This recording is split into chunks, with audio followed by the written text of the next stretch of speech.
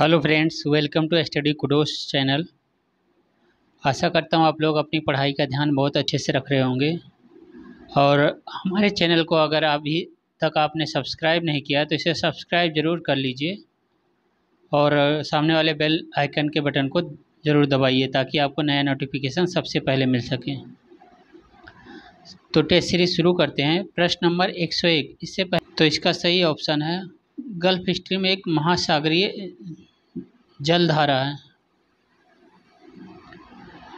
तो इसका सही ऑप्शन बी है, जो उत्तरी अटलांटिक महासागर में बहती है। प्रश्न नंबर 2, 102 पिग्मीज निवासी हैं। तो इसका सही ऑप्शन है ऑप्शन ए, अफ्रीका के। प्रश्न नंबर 103 कौन सी नदी उड़ीसा में अपना डेल्टा बनाती है? तो इसका सही ऑप्शन है ऑप्शन डी, महानदी। महानदी पारादीप के पास बंगाली खाड़ी में डेल्टा बनाती है। प्रश्न नंबर 104 एन्नौर बंदरगाह स्थित है। तो एन्नौर बंदरगाह तमिलनाडु में स्थित है। प्रश्न नंबर 105 निम्नलिखित में से कौन सा खगोलीय वस्तु नहीं है?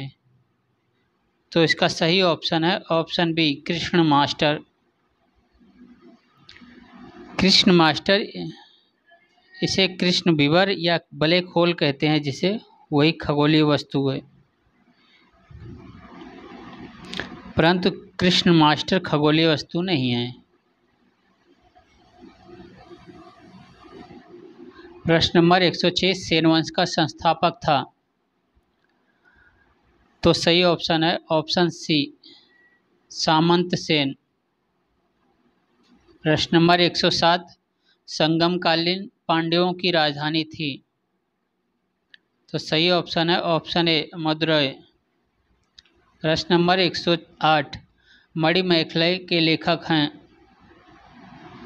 तो सही ऑप्शन है ऑप्शन डी, शीतले सतनार। प्रश्न नंबर 109 किसने राजपूतों की उत्पत्ति प्राचीन क्षत्रिय समुदाय से मानी है? तो इसका सही ऑप्शन होगा ऑप्शन सी, गौरी शंकर ओझा जी। प्रश्न नंबर 110 शेरशाह के काल में सिकदार था। सिकदार कौन होते थे? तो शेरशाह के शासनकाल में सिकदार कानून व्यवस्था की देखरेख करता था।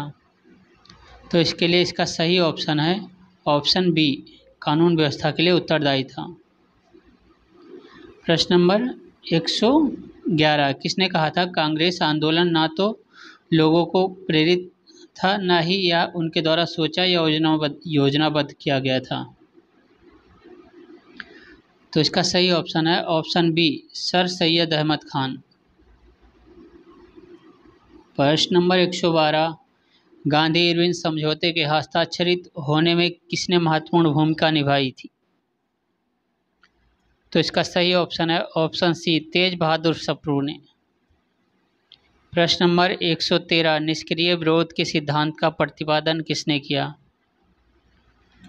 तो सही ऑप्शन है ऑप्शन डी, अरविंद घोष जी ने। प्रश्न नंबर 114 निम्नलिखित अखबारों में से कौन सा मुख्यतः उदारवादियों की गतिविधियों का प्रचारक था? तो सही ऑप्शन है ऑप्शन बी, लीडर। प्रश्न नंबर 115 आजीवक संप्रदाय के संस्थापक कौन थे? तो इसका सही ऑप्शन है ऑप्शन डी, मखलीपुत्र गोसाल। प्रश्न नंबर 116 उस स्रोत का नाम बतलाएं जो प्राचीन भारत के व्यापारिक मार्ग पर मौन है। तो इसका सही ऑप्शन है ऑप्शन बी, मिलिंद पन्हो। प्रश्न नंबर 117 वह स्तंभ जिसमें अशोक ने स्वयं को मगध का सम्राट बताया है। तो सही ऑप्शन है इसका डी, भाब्रू स्तंभ लेख।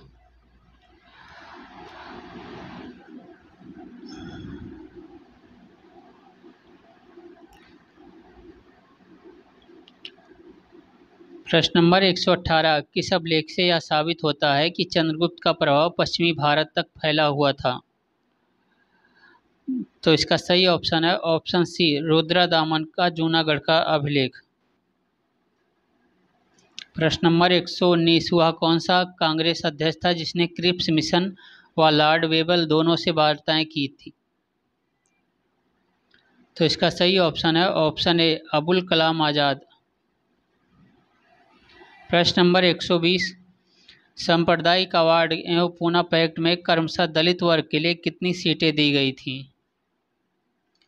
तो सही ऑप्शन है ऑप्शन बी, 71 व 147। प्रश्न नंबर 121, निम्नलिखित उद्योगपतियों में कौन से व्यक्ति लंबे समय तक एआईसीसी के खजांची रहे तथा 1930 में जेल भी गए? तो इसका सही ऑप्शन है ऑप्शन बी, जमनालाल बजाज। प्रश्न नंबर 122, किस शासक वंश ने मंदिरों एवं ब्राह्मणों को सबसे अधिक ग्राम अनुदान में दिया था? तो सही ऑप्शन है इसका ए, गुप्त वंश ने।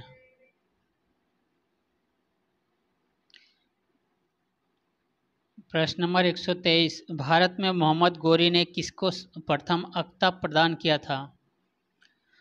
तो इसका सही ऑप्शन है ऑप्शन बी, कुतुबुद्दीन ऐबक।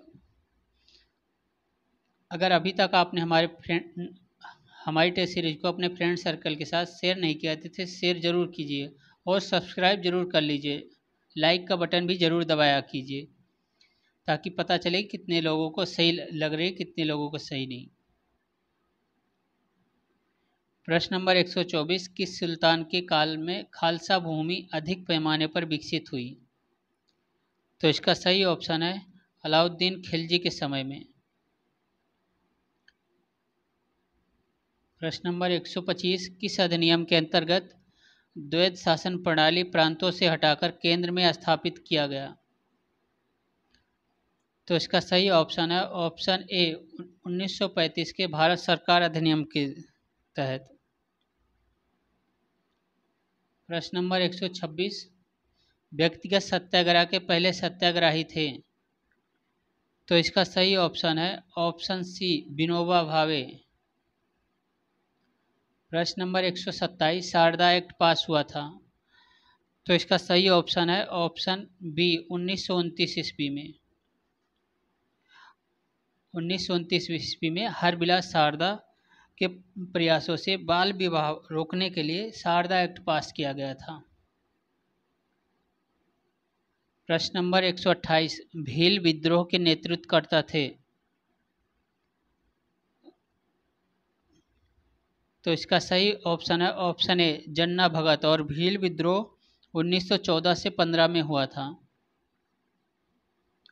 प्रश्न नंबर 129, बारदौली आंदोलन 1928 का नेतृत्व किसने किया? तो इसका सही ऑप्शन है ऑप्शन ए, सरदार वल्लभ भाई पटेल। प्रश्न नंबर 130, किस गवर्नर जनरल के काल में शिमला ग्रीष्मकालीन राजधानी बना? तो सही ऑप्शन है ऑप्शन डी, लॉर्ड डलहौजी के काल में। प्रश्न नंबर 131, एक व्यापारी अपनी वस्तुओं पर क्रय मूल्य में 20% अधिक अंकित करता है तथा इसे 10% बट्टे पर बेचता है, उसका लाभ कितना है? तो इसका सही ऑप्शन है ऑप्शन बी, 8%।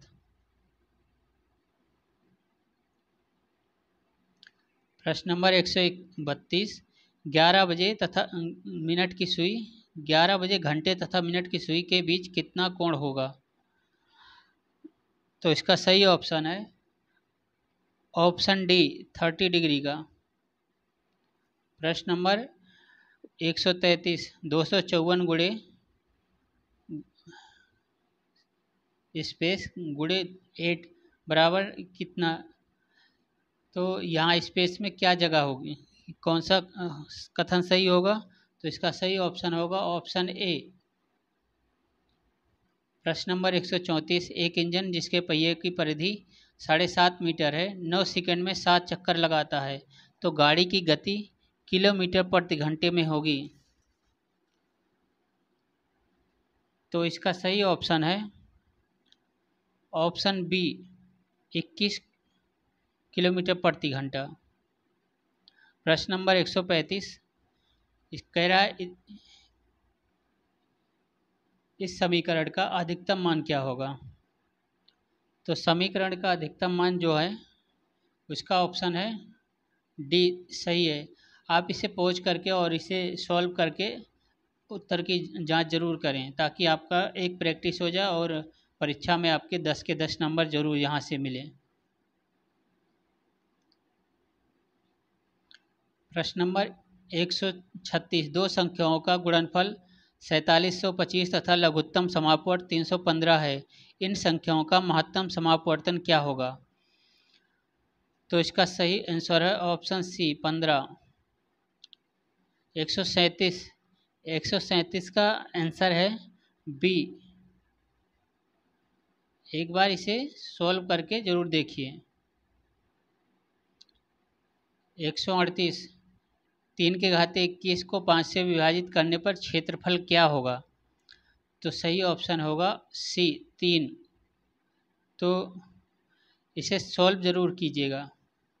प्रश्न नंबर 139 कोई आदमी धारा के अनुकूल दिशा में 15 किलोमीटर प्रति घंटे की चाल से तथा धारा के प्रतिकूल दिशा में 9 किलोमीटर प्रति घंटे की चाल से नाव चला सकता है। शांत जल में नाव की चाल क्या होगी। तो इसका सही ऑप्शन है ऑप्शन डी 12 किलोमीटर प्रति घंटा। 140 मैथ का 10वां क्वेश्चन किसी धन पर पहले 2 वर्ष के लिए ब्याज की दर 4% वार्षिक, अगले 4 वर्ष के लिए 6% वार्षिक तथा अगले 3 वर्ष के लिए 8% वार्षिक है। 8% वार्षिक है तो 9 वर्ष बाद कुल ब्याज 1120 लिया गया तो मूलधन कितना है। अब मूलधन क्या है तो इसको आप जरूर चेक कीजिए पर इसका आंसर होगा सी 2000 रुपये। प्रश्न नंबर 141 विश्व मौसम संगठन WMO की स्थापना कब हुई थी। तो सही ऑप्शन है इसका ऑप्शन ए 1951 में। प्रश्न नंबर 142 भारतीय पेट्रोलियम संस्थान कहाँ स्थित है। तो इसका सही ऑप्शन है ऑप्शन बी देहरादून में। प्रश्न नंबर 143 केंद्रीय सड़क अनुसंधान संस्थान कहाँ स्थित है। तो सही ऑप्शन है ऑप्शन सी दिल्ली में। प्रश्न नंबर 144 चार्डविक जलप्रपात स्थित है।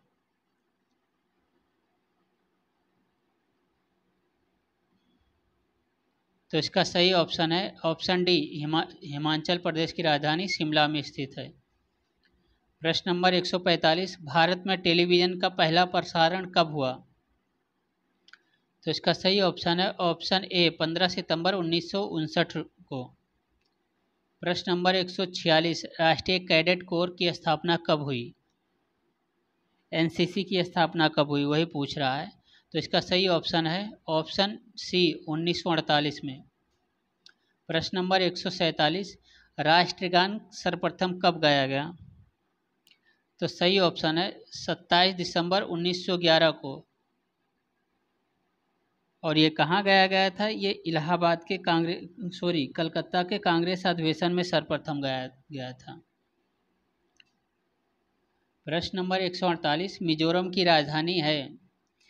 तो मिजोरम की राजधानी तो ये तो लगता है सबको पता होगा पर इतने ज़्यादा दिए हुए हैं तो इसी में कन्फ्यूजन है। तो इसका सही ऑप्शन है ऑप्शन बी आइजोल। प्रश्न नंबर 149 शौच घर का आविष्कारक है। तो प्रश्न नंबर इसका सही आंसर है option A J Harrington. J Harrington ने ब्रिटिश में 1589 में शौच घर का यानी टॉयलेट का आविष्कार किया था। प्रश्न number 150 the heart of India पुस्तक के लेखक हैं। तो सही ऑप्शन है ऑप्शन बी मार्क टूली। तो आज के लिए इतना ही और हमारी टेस्ट सीरीज को ज़रूर शेयर कीजिए। Thank you.